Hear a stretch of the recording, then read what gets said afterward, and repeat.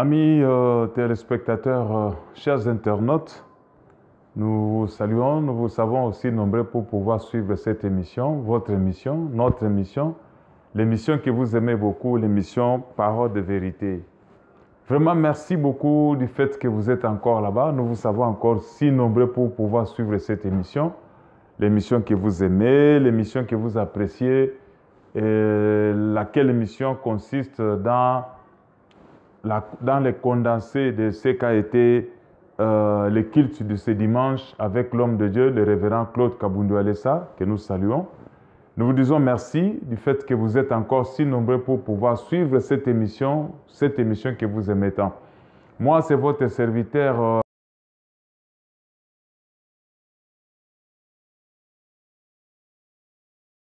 Je vous dis merci aussi là où vous êtes. Que Dieu vous bénisse. Que Dieu vous bénisse abondamment, que Dieu vous bénisse richement. Mais avant de commencer cette émission, nous voulions dire merci également à tous ceux qui nous ont écrit, tous ceux qui nous ont envoyé des messages, tous ceux qui nous ont déposé des messages. Vraiment, nous leur disons que Dieu leur bénisse. Et nous sommes heureux. Voilà.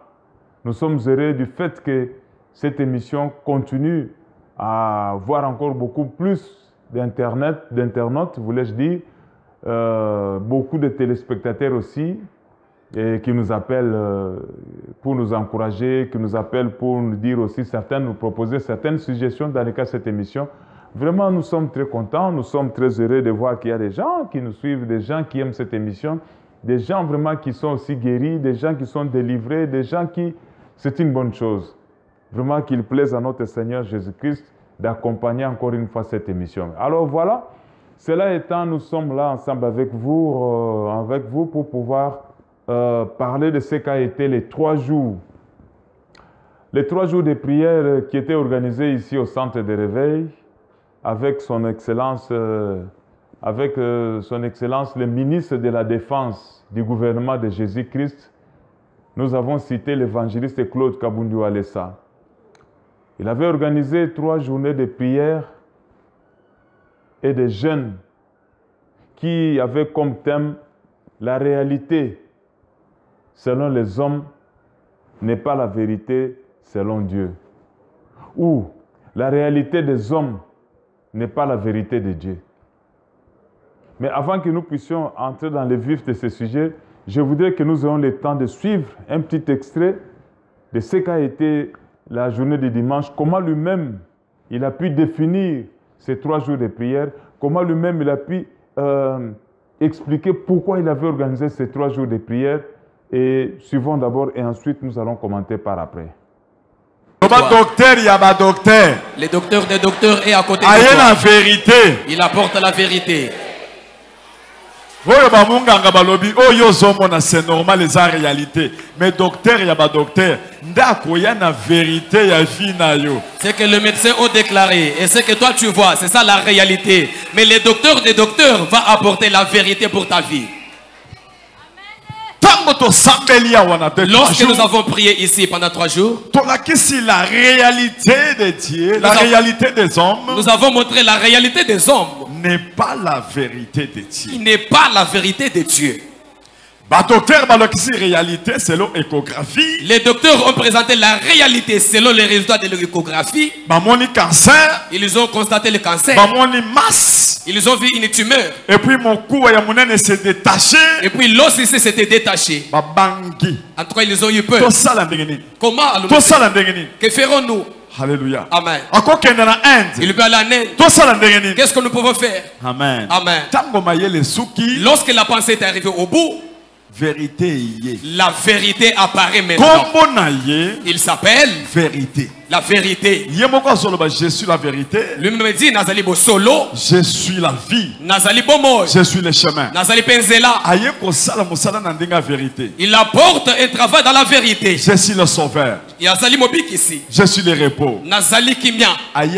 Opération. Il vient faire l'opération. Sans cicatrice. Sans cicatrice. Dans une seconde. Et la personne est guérie. Aujourd'hui, la personne témoigne. À l'hôpital où il était, vérité est connue. Dans la parcelle, on connaît qu'elle était malade. Tout le monde connaissait qu'elle était mourante. C'est Dieu-là de la vérité. C'est pourquoi j'ai prêché pour dire, dans 1 Samuel chapitre 16, Dieu a envoyé Samuel pour oindre les enfants d'Isaïe, pour succéder à Saül. Et lorsque Samuel a vu l'Eliab qui était costaud, en tout cas il a fixé le regard sur Eliab pour les oindre. Alléluia. Amen.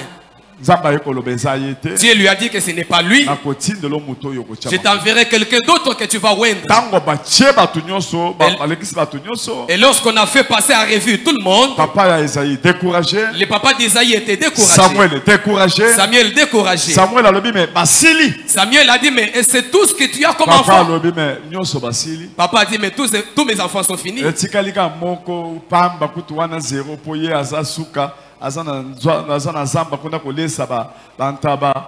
Donc namoni ke na échoué alobi mais kaka wana ya tango kaka mutu wana ye koya chétif mwana moko boga muke batalika muto muku senzamba alobi yewa yango nde nazolinga na yebisa yo kotala situation za nango te kotala ekolo te kotala molai te kotala ba étude faite te kotala capacité non charnel te kotala niveau oyo zali te kotala pe milieu zo fanda te kotala pe ndako zo lala te kotala pe mbetu na yo te ato zalala na etoko ato uti na zam ato uti na bandundu atama yele se sukaki yo zambe changu la bilekel zambo na zo te azana vérité na yo azana parole akolobe pa na yo et vie na yezo change. Samuel a posé la question à Isaïe. C'est tout ce que tu as comme enfant. Isaïe a dit, il reste seulement un petit enfant qui est berger dans la bourse là-bas. Un petit de rien du tout. Lorsqu'on l'a appelé, Dieu a dit à Samuel que c'est lui là l'homme que tu vas oindre. Dieu n'a pas tenu compte de la taille des autres là. Il a tenu compte seulement de la personne qui était chétif. Un vaut rien du tout. Mais c'est lui-là qui était roi qu'on avait oint. C'est pour te dire ceci. Le Dieu que je prêche ici, il est capable de te faire du bien. Toi, ne tiens pas compte de ta situation. Ne tiens pas compte de la maison où tu es. Ne tiens pas compte de ton quartier. Ne tiens pas compte de ton village. Ne tiens pas compte de ta famille. Ne tiens pas compte du lit sur lequel tu dors. Ne tiens pas compte de tes origines. Ne tiens pas compte de quoi que ce soit. Mais sois seulement rassuré. Parce que c'est Dieu que je te prêche. Il est le Dieu qui ramasse les rejetés pour leur donner de la valeur. Ce Dieu-là va te valoriser ce matin. Alléluia. Amen. Alléluia. Amen. Alléluia. Amen. Continuez ce qu'on a dans la situation où vous êtes. Et ça réalité, mais ça vérité en zambété. Et ça réalité ya bandoki. Pour vérité paye ya bandoki zalak. Réalité charnelle au monde. Mais et ça vérité dans le monde d'esprit. Bandoki ba yebi eloko basali. Nzambe pe azala eloko ko surprendre bandoki.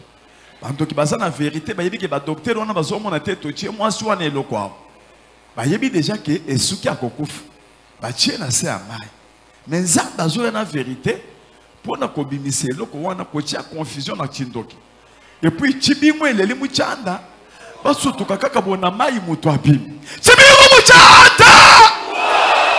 N'accepte pas et n'admets pas de demeurer dans la situation que tu as. Parce que c'est juste une réalité. C'est une réalité charnelle. Cette réalité-là est aussi une vérité spirituelle dans le camp des ennemis. Les sorciers connaissent ce qu'ils ont fait sur toi. Comme le cas de la maman qui venait de témoigner ici. Les médecins ont déclaré que la réalité, la maman aurait le cancer et il avait une tumeur au niveau de sa poitrine. Les sorciers connaissaient ce qu'ils avaient fait. Mais Dieu apporte aussi sa vérité spirituelle pour confondre les sorciers. Et lorsqu'il y a une crue dans le camp des ennemis, alors tout le monde était en débandade. Il va le faire autant pour ta vie ce matin. Satan a conscientisé yote na situation sana. Ayebisa yote que situation yonde ya yo. Lokola yo yebi koza na nzam. Okoki jamais kondi ma situation. Wow. J'aimerais juste te dire, ne laisse pas l'accès au diable d'arriver à te conscientiser pour que tu puisses normaliser ce qui t'arrive. Il ne faut pas accepter cela. Alléluia. Amen. Alléluia. Amen. Pona imoni basi moko mibale balalaki na butu mwasi bazaki na bawuti obota bana bazalaki ba bébé bazaki basi mibale na butu mususu alaleli mwana na ye mabe mbala moko tango alali mwana kufi tozalaki na kati ya ténèbre na butu po lumière ezalaka na butu te tango tokomi na tongo nde ye kosala ke mama wana atala mwana boya moni mwana akufi atali mwana akufi abandaki deja kolela na butu wana tango azopesa mwana libele mwana azoboya komela libele aya kotela bo mwana akufi na butu abandi kolela lobi mwana nanga akufi moninga na ye pa azolelisa ye mais tango ekomi na tongo lumière ye et tango lumière ye atala mwana boye oyo mwana na ngai te alobi tozo kende ko funde pa Salomon nazolinga na biso ke ténèbre nde salaki ke on dit ma situation salaki na pour salaki na kati ya ténèbre mais le coup de Jésus-Christ c'est lumière aye il faut éclairer yo pour on dit ma situation wana te il faut to kende pa Salomon mais awa tozali na oya leki Salomon Jésus de Nazareth akoyebisa yo vérité. Je suis en train de voir dans la Bible deux femmes prostituées qui habitaient la même maison. Elles avaient accouché au même moment. Mais l'une par mégarde s'était couchée sur son fils et celui-ci était mort. Mais par mauvaise foi, elle a échangé l'enfant. Mais lorsque celui-ci s'est réveillé, elle constate que l'enfant qui était sur sa poitrine était mort. La femme a commencé même à pleurer. Elle a pleuré parce qu'on était pendant la nuit. C'était pendant les ténèbres. Elle n'a pas pu identifier la réalité. Mais lorsqu'on est arrivé le matin, la femme a constaté attentivement l'enfant. Elle s'est rendue compte que celui-ci n'est pas mon enfant. Mon fils est celui qui est vivant. Comme nous sommes pendant les jours, j'ai constaté maintenant que ça, ce n'est pas ma réalité. Ce n'est pas ma vie. Je vais traduire en justice. C'est Salomon. Je veux juste te dire que la situation qui t'arrive, c'est parce que peut-être tu étais pendant le ténèbre et tu l'as accepté parce qu'on était pendant le ténèbre. Et maintenant là, Jésus-Christ qui est notre lumière, il est venu pour t'éclairer afin que tu identifies que cette situation ne t'appartient pas. Aujourd'hui là, on doit traduire en justice. Chez Salomon, on va comparaître. Mais ici, nous avons celui qui est plus que Salomon, Jésus-Christ de Nazareth.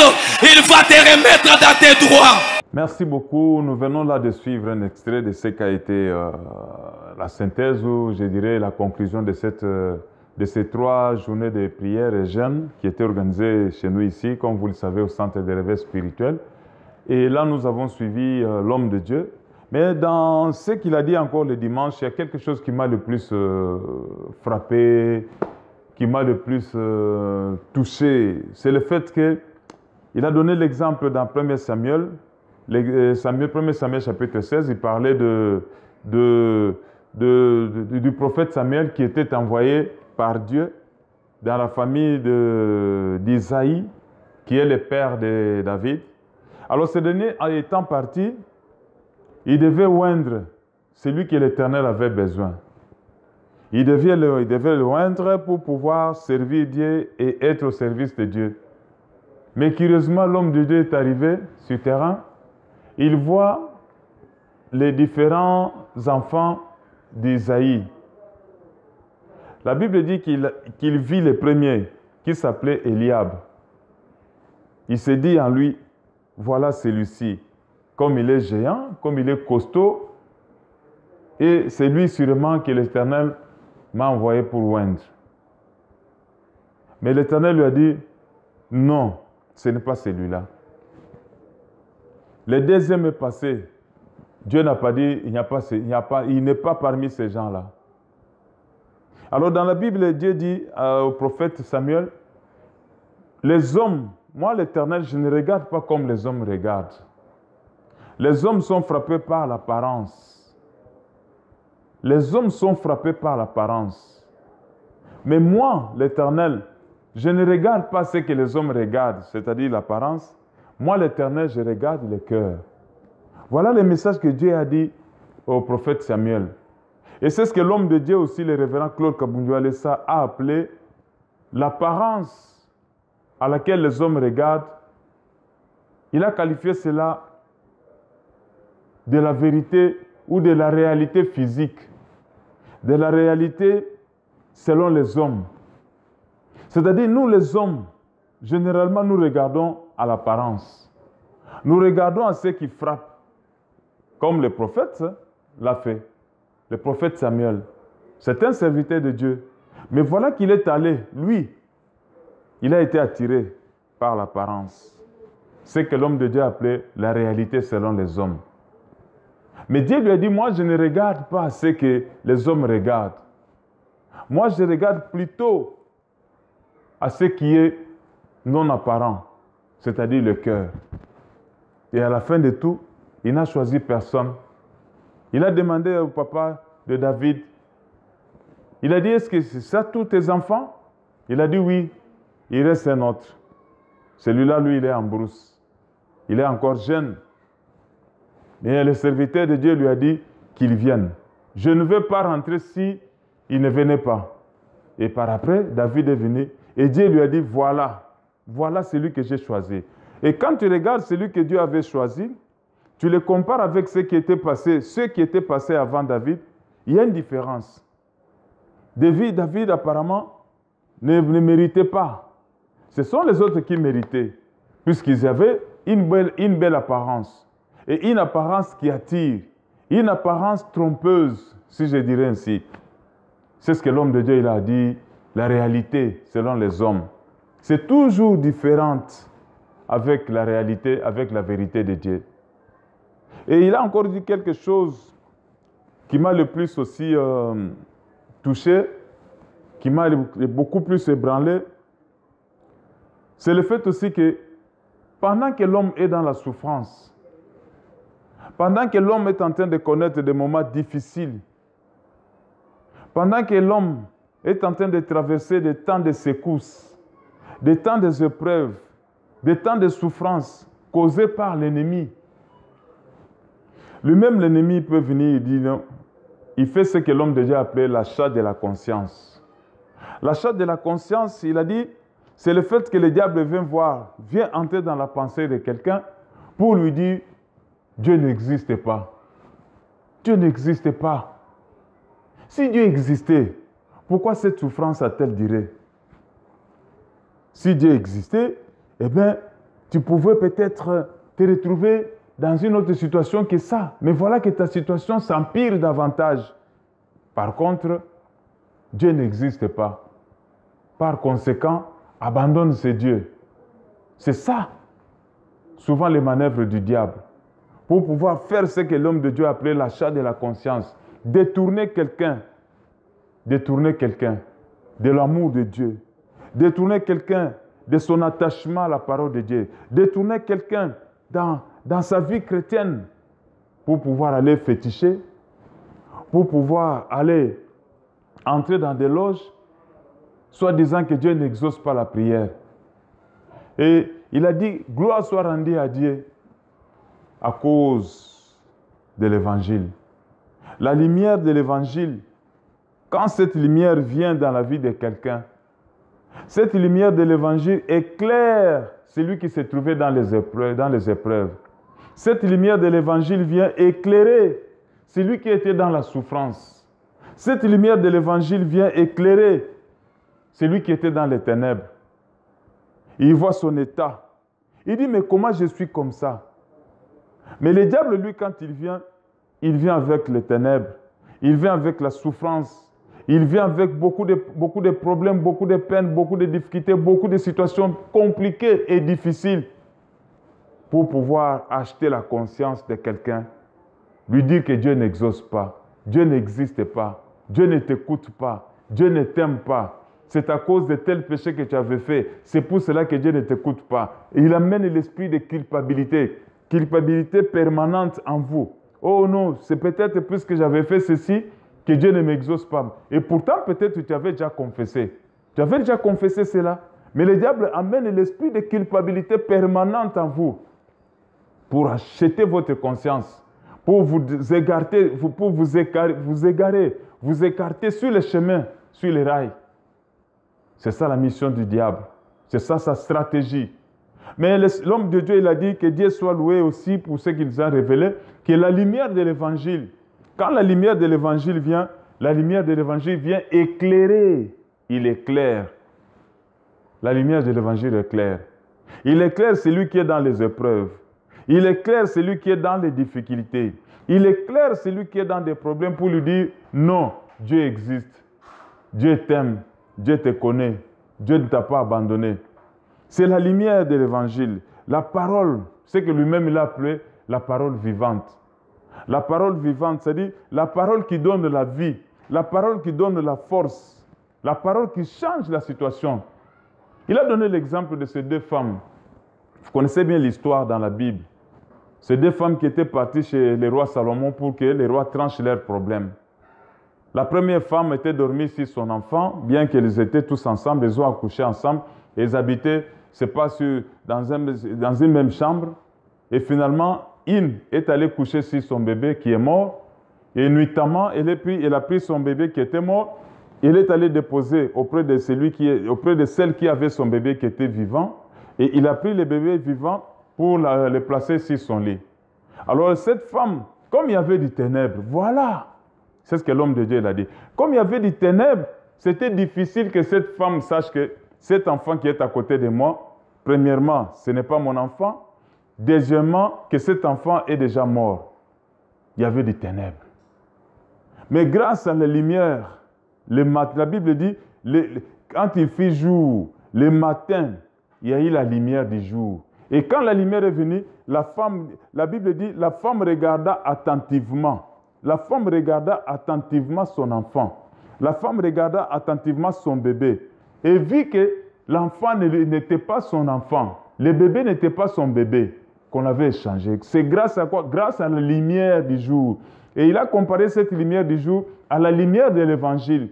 Quand la lumière de l'évangile vient dans la vie de quelqu'un, quand la lumière de l'évangile frappe dans la vie de quelqu'un, cette lumière de l'évangile l'éclaire, lui montre son état, lui révèle son état, comment il se trouve.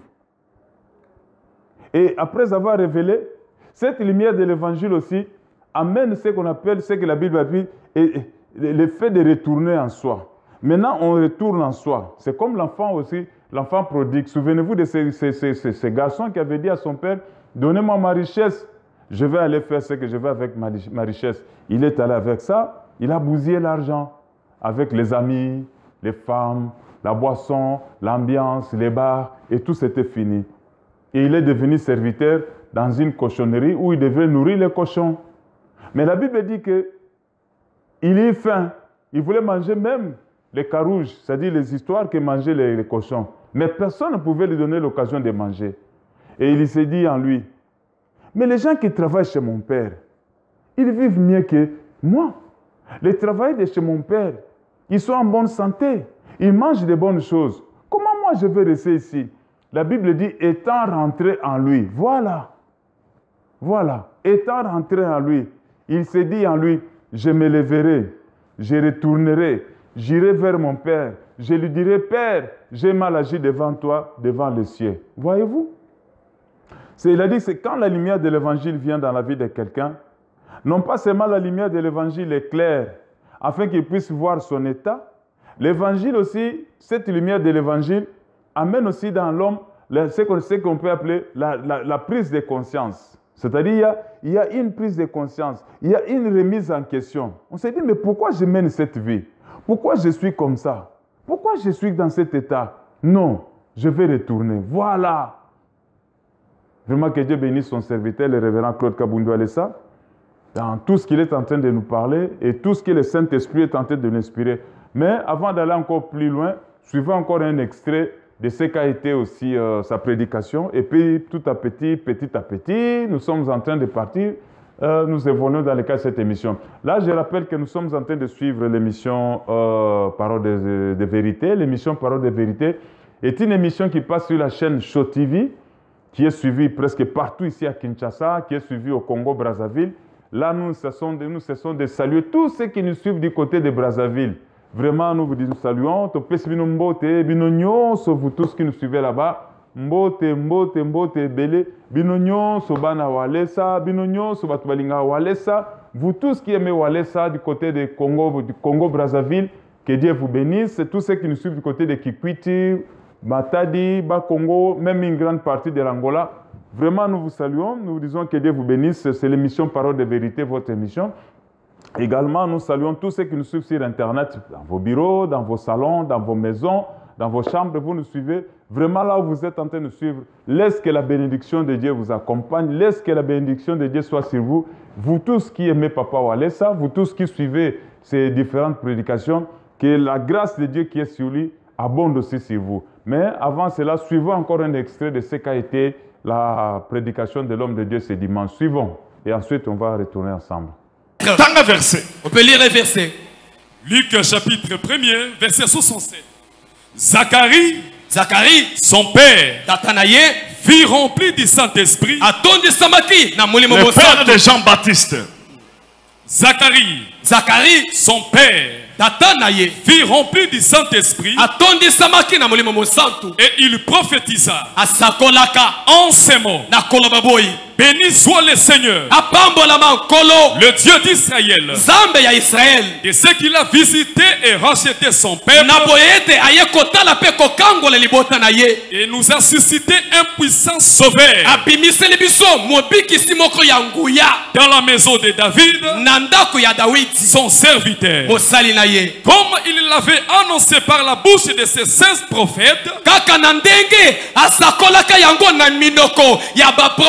Des temps anciens, un sauveur qui nous délivre de nos ennemis et de la main de tous ceux qui nous haïssent, qui nous délivre de nos ennemis. Alléluia. Amen.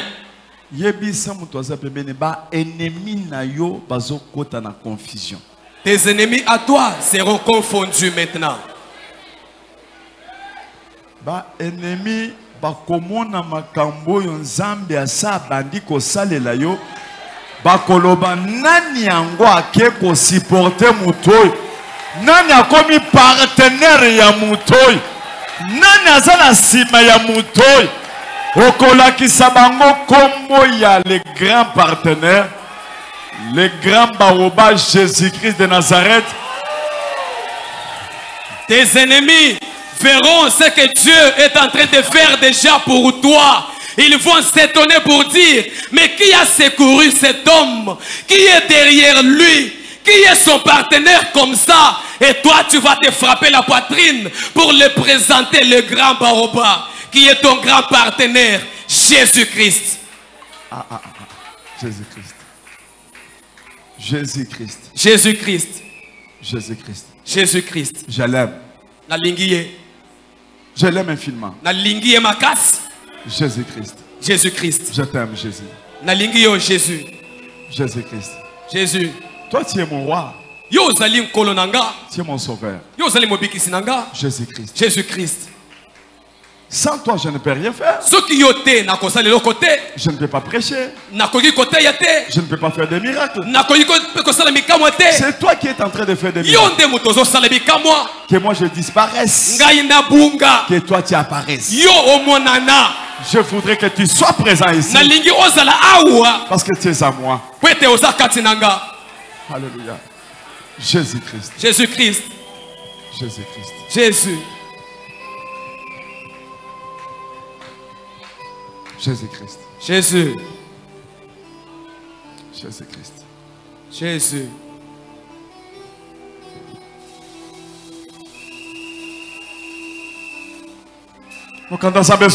La Bible dit Jésus-Christ a continué à temple. Jésus-Christ est entré dans le temple. Il entra dans le temple. Les gens étaient pleins dans le temple. Jésus a aperçu une maman. Une maman qui marchait. La maman marchait. La maman marchait. Peut-être Esayo na tongo alelo. Peut-être que c'est ton cas ce matin.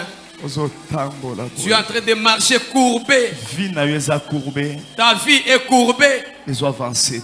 La vie n'avance pas. Tu marches. Tu tournes comme ça, du surplace comme ça. Jésus-Christ l'aperçoit. Appelez-moi cette maman. Peut-être on s'en a 18 ans dans cette église. Peut-être tu as fait 18 ans à l'église. Situation est persister. La même situation persiste. Jésus-Christ arrive. Comme Jésus-Christ arrive, il va te fixer. Comme il t'a déjà fait, il va t'appeler.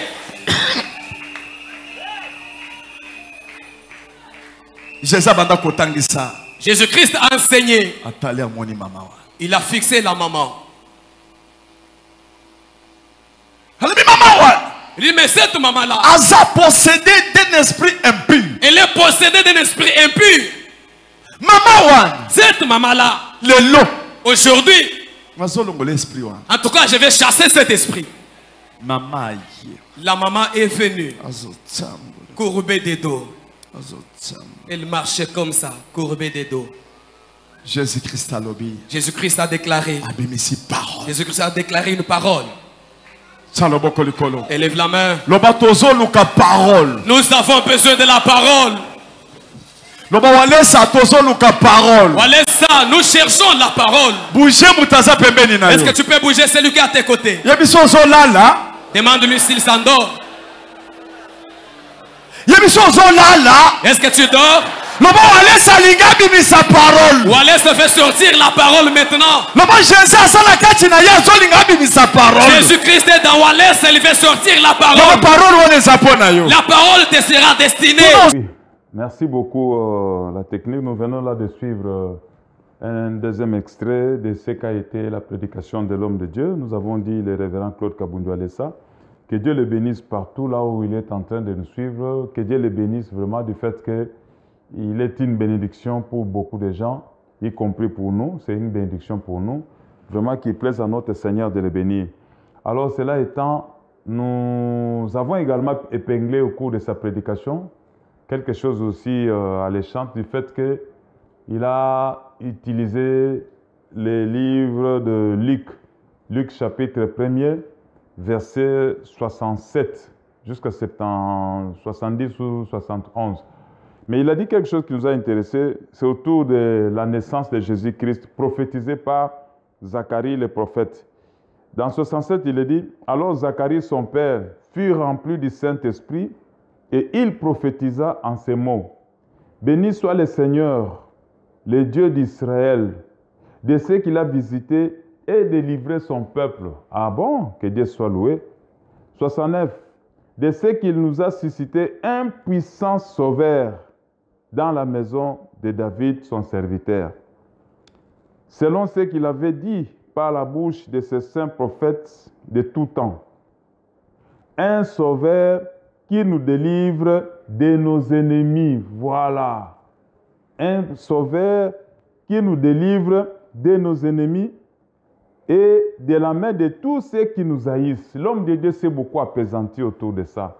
Et il a même senti la chair de poule. L'esprit vraiment l'avait pris, l'avait emballé. C'est ça aussi la base de son ministère. Le ministère du pasteur Walesa. C'est un ministère qui, c'est pas pour rien quand même, c'est pas pour rien quand les gens l'appellent ministre de la défense du gouvernement de Jésus-Christ. C'est-à-dire le ministère qu'il a reçu, c'est un ministère pour la défense de la cause de l'évangile. C'est un ministère qui n'accepte pas de voir les démons saisir pendant longtemps, saisir des années des enfants de Dieu dans l'esclavage. C'est pour cela que son ministère est un ministère de grande délivrance. Donc il y a beaucoup d'actions, beaucoup de choses qui se font dans son ministère pour libérer les gens, pour délivrer les gens. Délivrer les gens. Il suffit de venir ici à Kinshasa, voir ce qui se passe au service de délivrance. Comment les démons crient, comment les maladies sautent, comment les gens sont déliés, comment des vies sont sauvées, comment des familles sont délivrées. Et 72 dit ceci, non 71, un sauveur qui nous délivre de nos ennemis. pendant ces 3 jours de prière qui avaient pour thème les réalités selon les hommes n'est pas la vérité de Dieu. Pendant ces 3 jours, les gens ont pu découvrir que certainement Jésus-Christ est puissant. Et Jésus-Christ est un puissant sauveur. Et il est venu pour nous délivrer de nos ennemis. Nous délivrer des ennemis. Des gens qui nous haïssent. Nous délivrer de la main de ceux qui nous haïssent. C'est comme si la vie des enfants de Dieu aujourd'hui, c'est entre les mains des gens qui ne veulent pas nous lâcher. La vie des enfants de Dieu, autre temps, c'était presque la même chose. C'est-à-dire qu'il y avait des gens qui ne voulaient pas que les enfants de Dieu soient libres. Les enfants de Dieu s'occupent de leur Dieu, chantent, louent, adorent, fassent des choses qui plaisent à leur Dieu, accomplissent la mission pour laquelle Dieu les a placés sur la terre. Donc il y a une main ou des mains qui sont là pour pouvoir bloquer, les tenir esclaves des années. Mais gloire soit rendue à Dieu pour ce verset de Luc, chapitre 1er, verset 72. Cette prophétie prophétisée par le prophète Zacharie, le père de Jean-Baptiste. Il a dit, Dieu soit loué, puisque Dieu nous a donné un sauveur qui nous délivre de nos ennemis. Qui nous délivre de nos ennemis. Et l'homme de Dieu a explicité, les ennemis là, ce sont les maladies. Les ennemis, ce sont des situations difficiles dans lesquelles on peut vivre. Les ennemis, ce sont les sorciers. Les ennemis, ce sont les démons. Les ennemis, ce sont tout ce que nous pouvons avoir, ce sont nos ennemis. Mais gloire soit rendue à Dieu. Puisque si le diable existe, si le diable est en train d'agir, les démons agissent. Mais quelque part, nous devons aussi savoir que Dieu existe aussi. Le Seigneur Jésus-Christ existe. Les anges de Dieu aussi existent. Dieu existe. La puissance de Dieu aussi est là, en train d'agir. Ah, que Dieu les bénisse. Et ce puissant sauveur est venu pour nous délivrer de la main de ceux qui nous haïssent. C'est-à-dire, quand nous étions dans leurs mains, et ils disaient que c'est fini, on ne va pas sortir. On ne va plus sortir, c'est fini. Ils nous ont liés, ils ont pris nos richesses, ils sont allés enterrer dans des cages, bloqués dans des cages. On a vu des vies être prises et aller être cachées sous l'eau, dans des roches, sous les arbres, dans la forêt. C'est-à-dire, toute votre vie, vous êtes liés, toute votre vie de maladies, toute votre vie de problèmes, tout ce que vous pouvez entreprendre, absolument aucune chose ne peut aller de l'avant. Soit vous essayez d'avancer, juste vous faites 1, 2, 3, 4, le temps que vous fassiez le 5e pas, on vous tire, vous vous retrouvez à la case de départ. Vous vous retrouvez au point de départ. Et c'est comme ça, on vieillit, on devient vieux, on était jeune, on pensait peut-être que ça va changer, mais ça continue. Mais gloire soit rendue à Dieu. Pour Luc, chapitre 1er, verset 72. Dieu nous a donné un puissant sauveur qui nous délivre de nos ennemis et de la main de ceux qui nous haïssent. Pas de ceux qui nous haïssaient. Mais la Bible dit de la main de ceux qui nous haïssent, c'est-à-dire au temps présent, aujourd'hui. C'est pour ça que nous devons nous réjouir. Nous devons nous réjouir. Nous devons être dans la joie puisque Dieu nous a donné quelqu'un. Dieu, il a écouté tes pleurs. Il a écouté tes cris. Il a écouté tes gémissements. Il a écouté toutes tes pleurs chaque jour, chaque nuit. Pendant que les autres dorment, toi tu es debout en train de pleurer. Mais Dieu te dit ne pleure pas. Ce que tu vois là, c'est la réalité selon les hommes. C'est la réalité scientifique. Peut-être la médecine t'a dit, voilà cette maladie, nous avons vu dans les scanners, ça a monté ceci, ça ne fera pas ceci, ça sera difficile. Oui, c'est vrai. C'est une réalité scientifique. Une réalité scientifique médicale. Mais ce n'est pas la réalité selon Dieu. Ce n'est pas la réalité. La réalité selon Dieu, c'est que toi, tu dois être en bonne santé. Comme il est écrit, Gaïus, je veux que tu sois en bonne santé. C'est ça la vérité de Dieu. Que tu sois en bonne santé. Et tu seras en bonne santé. Avec le Dieu de Walesa, tu devras être en bonne santé. Toi qui as suivi ces 3 jours de prière et jeûne, soyez calme. Vous tous qui avez suivi ces 3 jours de prière, qui avez assisté, soyez calme. Ce Dieu en qui vous avez placé votre confiance, ce Dieu pour qui vous avez gêné, ce Dieu pour qui vous êtes privé de beaucoup de choses, il n'est pas mort. C'est un Dieu vivant. Et on l'appelle un Dieu puissant. un puissant sauveur. Je dis bien un puissant sauveur. Ce n'est pas moi qui le dis, c'est la Bible. Un puissant. Et il va vous faire sortir. Vous allez sortir. Vous allez sortir. Et vous allez vous étonner. Vous allez dire, mais comment je suis sorti? Comme ça pouvait se poser aussi Lazare, la question. Comment je suis sorti de la tombe? Moi qui étais déjà lié. Non, nous avons un Dieu. Un Dieu qui a ce qu'on appelle la parole vivante. La parole vivante. Le Dieu de Walesa, c'est un Dieu qui a une parole, mais une parole vivante, une parole qui délivre. Quand elle sort, c'est pour aller délivrer. Une parole vivante. Quand elle sort, c'est pour aller ressusciter. Quand elle sort, c'est pour aller changer de vie. C'est pour aller changer de vie. Vraiment, nous avons beaucoup de choses à vous dire. Le temps nous fait défaut. Nous sommes arrivés presque à la fin de cette émission. Nous vous disons merci du fait que vous nous avez suivis, vous nous avez donné, vous nous avez fait confiance. Sachez qu'avec Jésus-Christ, nous allons marcher la tête haute. Après ces 3 jours de prière, nous allons marcher la tête haute. Les diables, les démons, ils voulaient toujours que nous puissions marcher la tête inclinée. Comme cette femme qui était dans le temple.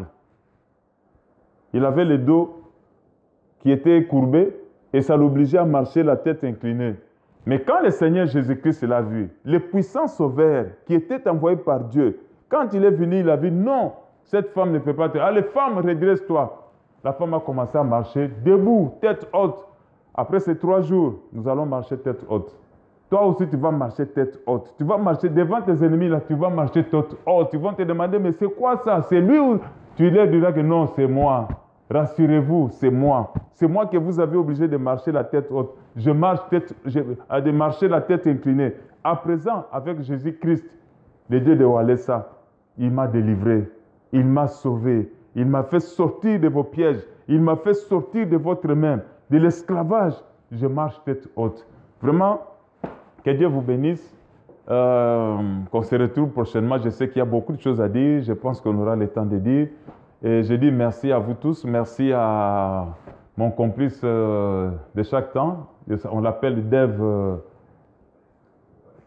Lipasa. C'est comme ça qu'on l'appelle. Et notre réalisateur de circonstances, Papi Samba, qui a la main gauche. Lui, c'est la main gauche. Alors que Dieu le bénisse. Et que Dieu bénisse aussi notre bien-aimé, notre complice Léon Kayoka, que Dieu bénisse Marquis, que Dieu bénisse Papa Acha. Vous tous, vous êtes là. C'est une équipe technique qui nous permet de réaliser cette émission. Moi, c'est votre serviteur, Valérie Oko Kabatunanga, Papa Para, c'est comme ça qu'on m'appelle. Vraiment que Dieu vous bénisse. Vous êtes si nombreux à nous suivre partout, partout, partout, partout. Nous vous disons vraiment merci. Que Dieu vous bénisse au nom de Jésus et à la prochaine.